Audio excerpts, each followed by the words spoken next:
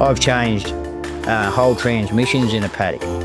I think it was about 2:30, 3 o'clock in the afternoon, and we were going at 9:30. 5 of us on the job and a telehandler.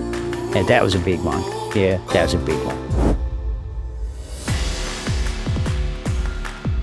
When a machine goes down mid-harvest, weighing days for a technician is not an option. Andy Gardner explains what it takes to keep the Kanimbla fleet moving. Oh, they're all the same. They're all going to break down sometime. That's machinery. I've had headers, I've kept them for probably way too long, and then you start losing money because what you're trying to do with them just costs you in maintenance too much, and that's where you have to be able to do your own maintenance. Yeah, have to. If you're useless that way, you got no hope. No. Well, I suppose if you don't know how to diagnose what's going on or understanding how something works, then you got to go looking for them. Yeah. And if you can't figure it out yourself, you're relying on a tech, aren't you? Yeah. They're not reliable. They could be, That's right. 2 or 3 or 4 days out. Yeah. But we do a lot of our own work, but there's stuff there that you're best off to get someone else in that knows. What is the routine there with pre-season headers for you guys? Yeah, we've got our own, he works for himself. What's he come under? Matt Elliott. Elliott Field Services. Yeah. So he comes from Swan Hill. Yep. He comes down. Black Burger actually come from. He comes down with one of his workers, and they spend the whole day, and then they spend the night at home. We feed them. But we do a hell of a lot of our own. Yeah. Because it's case to have to.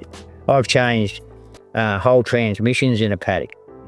We're driving a header down from Robinvale back to Sea Lake, and we could smell oil, and the little plug, site level plug, plastic, was also come brittle, fell out. Anyway, we got to the paddock, or James did. Anyway, we harvested 1,500 acres of lentils or whatever. And he got out on the road once he's leaving there to put her in top gear to go. She just locked up and smashed the box, no oil in it. Oh. So we dragged it, unhooked the drives, dragged it back into the paddock. And we were going, I think it was about 2:30, 3 o'clock in the afternoon, and we were going at 9:30. Left that paddock, we had another whole new box in it. And there's 5 of us on the job and a telehandler. Yeah, that was a big one. Yeah, that was a big one. But today's machines, everything's so big, it's big. Something you nearly need a forklift or a telehandler around you all the time to do a job. Yep. And the fronts are coming the longest way too, like that. We fully strip them out, rebuild them. Yeah. Bearings, anything we can find that will wear out, because they're doing a lot of work. Yeah.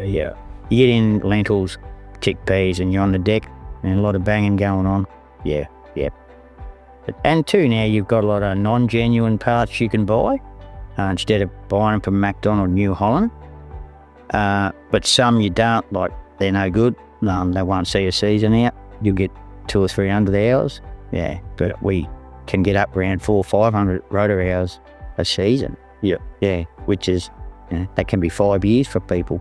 Yeah, a long time. But I'm always floating around. If someone got crook, I can jump in it and And help the other guys when they break down. That's what you do. Yeah.